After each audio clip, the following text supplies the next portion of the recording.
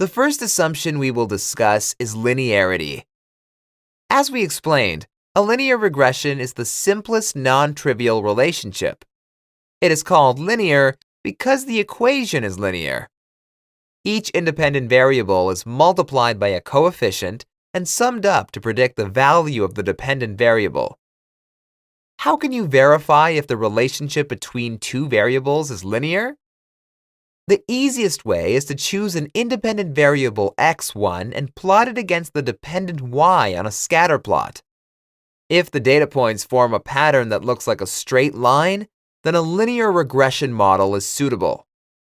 Let's see a case where the assumption is violated. After plotting another variable x2 against y on a scatter plot, we see there is no straight line that fits the data well. Actually, a curved line would be a very good fit.